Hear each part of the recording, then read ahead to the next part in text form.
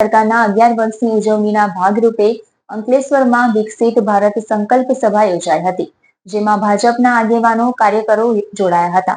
11 વર્ષ સેવા અને સુશાસન અભિયાન અંતર્ગત આ કાર્યક્રમનું આયોજન કરવામાં આવ્યું હતું। અંકલેશ્વર શારદા ભવન ટાઉન હોલ ખાતે કેન્દ્રની મોદી સરકારના 11 વર્ષ પૂર્ણ થવાની ઉજવણી કરવામાં આવી। ભારતીય જનતા પાર્ટી દ્વારા આયોજિત વિકસિત ભારત સંકલ્પ સભામાં મોટી સંખ્યામાં કાર્યકરો ઉપસ્થિત રહ્યા। કાર્યક્રમમાં મુખ્ય વક્તા તરીકે સુરત જિલ્લા ભાજપના પૂર્વ મહામંત્રી જગદીશ પારેખે સંબોધન કર્યું।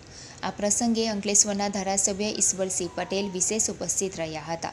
કાર્યક્રમમાં ભરૂચ જિલ્લા ભાજપના ઉપપ્રમુખ દિવ્યેશ પટેલ, અંકલેશ્વર શહેર ભાજપ પ્રમુખ ધર્મેન્દ્ર પુષ્કરના અને નોટિફાઈડ ભાજપના પ્રમુખ જય તેરૈયા સહિતના આગેવાનો હાજર રહ્યા। 11 વર્ષ સેવા અને સુશાસન અભિયાન અંતર્ગત આ કાર્યક્રમનું આયોજન કરવામાં આવ્યું હતું।